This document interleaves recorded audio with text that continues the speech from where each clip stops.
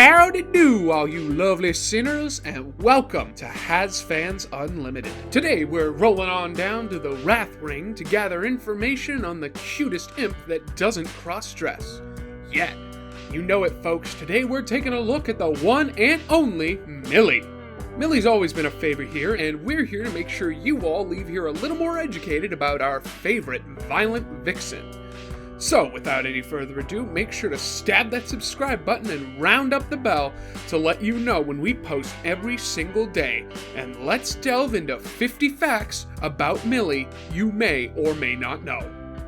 Number 1, MILLIE is currently voiced by Vivian Nixon, known for her appearance in Glee and Grey's Anatomy, as well as many others. Number 2, MILLIE is classified as an imp, meaning she was, of course, born in hell, and is at the bottom of the totem pole in terms of power. Right, and I'm sure the guys at Dork thought the same thing.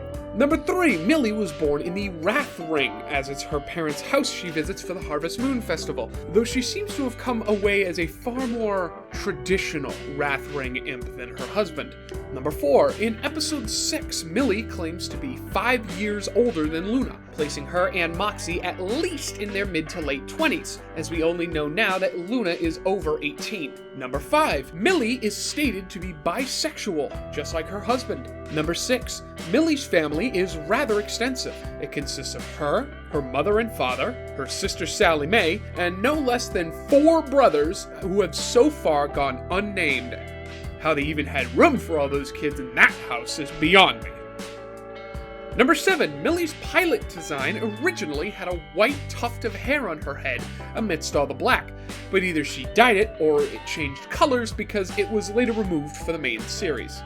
Number 8, she is considered the melee expert of the team, as she seems to be proficient in just about every melee weapon you can think of, especially axes, which seem to be her favorite weapon. Number 9, that being said, while Moxie is definitely better versed in them, MILLIE also seems at least skilled with a firearm, able to nail a headshot on that weird gremlin thing while it was clutching stolas in episode 2. Number 10, something more hidden in plain sight, MILLIE has a black tattoo of a heart on her arm. Now, we know MILLIE is a happy imp, which heart tattoos are known to represent, but black heart tattoos can also symbolize death and grief, and considering how high her body count is, that idea certainly isn't out of the question. Number 11, MILLIE seems to be a fan of commercial jingles, particularly the imp jingle, which, I mean, come on, everybody liked that jingle.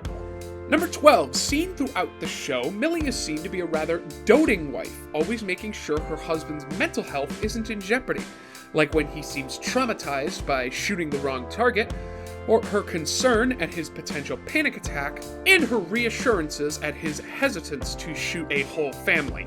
Number 13, apparently MILLIE can turn every inch of herself into a weapon, as we see her actually break a dork agent's neck with just her legs. I mean, really, how do you even do that? Number 14, MILLIE doesn't seem to mind Blitz's intrusions into Moxie's and her life, which makes her far more forgiving than me, because I would have shot him by now. Number 15, seen in episode 5, MILLIE apparently has 5 separate knives within arm's reach when she's in bed, though the 2 on the headboard make me feel like those aren't used for their intended purposes. Number 16, MILLIE doesn't seem to get mad easily, except when Moxie's in the crossfire.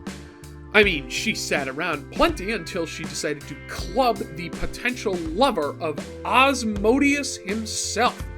Somebody who could have deleted them both just because they were making fun of Moxie. Number 17, unlike her husband, MILLIE seems to have no qualms about blowing away any person if they're paid to do it. Number 18, stated in episode 5, MILLIE isn't allowed to participate in the Harvest Moon Festival anymore because she killed people. I mean, we all saw that episode, right? How did she manage to kill 9 people with things like mud wrestling and tug of war? Number 19, MILLIE seems to be a fan of breaking things as well, especially when there's an easy alternative route right next to it. Like in episode 1, when she smashed clean through the dock at the family's house instead of just climbing over the side, Or in episode 6, when she goes straight through the ceiling when there is a ventilation shaft opening right there. That stuff isn't cheap, Mills. Come on. Number 20, speaking of Mills, Millie goes through what is perhaps the most nicknames in the show, ranging from Mills, M, Pumpkin Spice. Hell, Millie is even a nickname. Her real name is Mildred. Number 21. As an imp, Millie is fireproof, which, given her myriad of other skills, just kind of feels like cheating at this point. Number 22. Millie is a huge fan of Lululand, which her parents took her family to when they had the money for it. Maybe going to an amusement park in the Ring of Greed isn't the best idea if you don't have that kind of money just lying around. Number 23. Despite now being voiced by Vivian Nixon, Millie was originally voiced by Erica Lindbeck, who most of you may now recognize as the voice of Luna. Number 24. Millie doesn't seem to own a car, taking public transport instead when Moxie and she aren't traveling in Blitz's van. Number 25.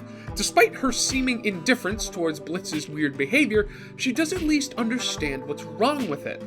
In episode 3, she even joins in on the gag of questioning how he ended up dating Verosika Mayday, and speaks up when Blitz claims he doesn't barge into their personal lives.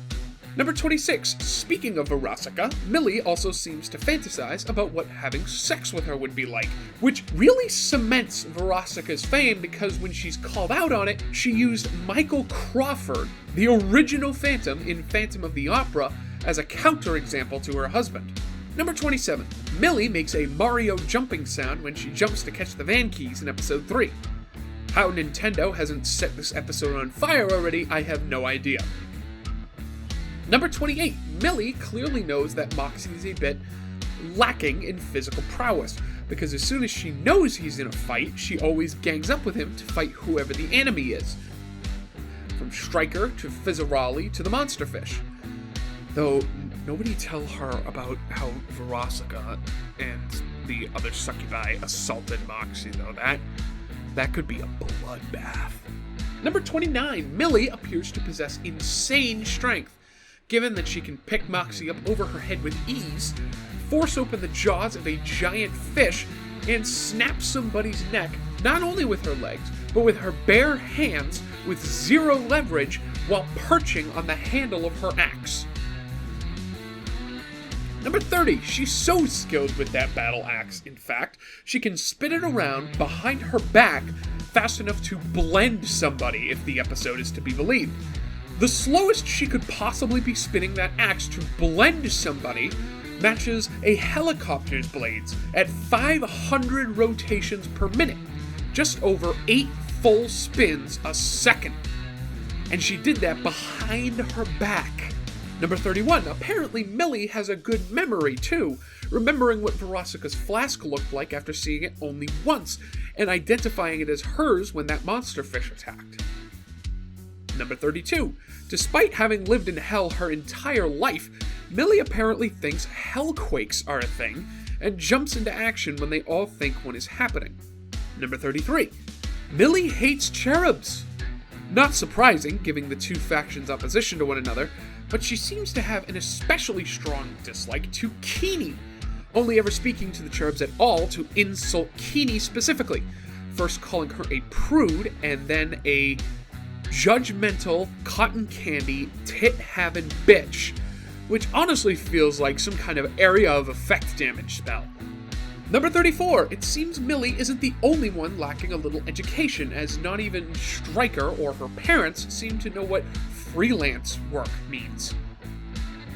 Number 35. Millie states she sustained several injuries during the fight for the bouquet at her brother's wedding, but did succeed at catching it, and says that it was worth the injuries, which is just the cutest thing. Number 36. Outside of the 9 deaths she caused at previous Harvest Moon festivals, it's implied Millie's also killed several people in the neighborhood, which takes commitment seeing as they don't seem to have neighbors within the next mile or so. Number 37. Millie apparently gets off on violence like her husband does, since she started making out with Moxie mid-fight while being shot at and swinging from a rope. Number 38. Despite her absolute love for Moxie, Millie seems to accept that her parents won't respect him anytime soon, considering the look she shoots at Sally Mae when she contradicts her, or how surprised she is when her father acknowledges Moxie's input. Number 39. Millie's Berserker Rage appears to imbue her with some kind of insane speed on top of her crazy strength, as you can hear her running when she finds Stryker choking Moxie, and I genuinely thought it was a spider scurrying towards them. Number 40. Speaking of her berserking, it seems her pupils turn into upside-down crosses when she becomes angry enough, and several of her plain teeth turn into fangs. We see this happen twice, both in episode 5 and 6.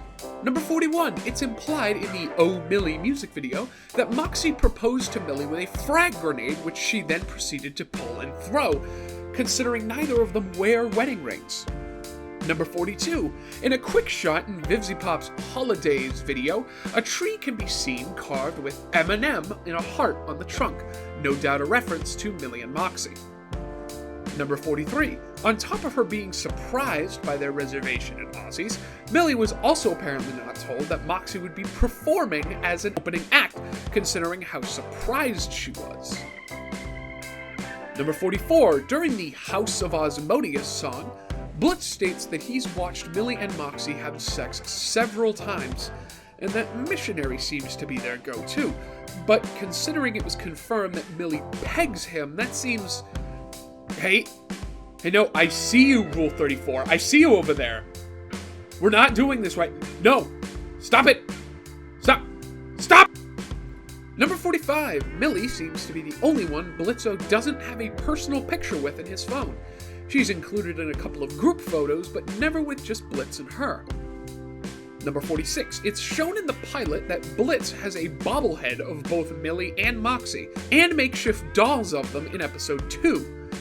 How he got those bobbleheads made, though, is a mystery I need solved because I desperately want one. Number 47. Millie's favorite mascot of Lululand appears to be Big Lubly, given her audible excitement at the appearance of the truly horrifying abomination. Number 48. As stated earlier, Millie's parents brought her and her siblings to Lululand when they had the money for it, but they apparently didn't have the money for it often, as Millie also states that she hadn't been to the park since she was a little kid. Number 49. Despite her flustered face when Stryker complimented her, Millie definitely seems to dislike other men flirting with her, given how she really just waved Stryker off, and her obvious discomfort at the hands of the shooting gallery worker at Lululand.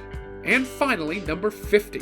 Millie has been married to Moxie for about a year, as stated in episode 7, which is rather funny because episode 1 aired almost exactly 1 year before episode 7. And that just about does it today, folks. Did you enjoy the video? Learn anything new? Let us know in the comments below. It really helps us figure out what you crazies like to see. Also, once again, be sure to hit that subscribe button and give that bell a good ringing so you can be sure to catch us every single day.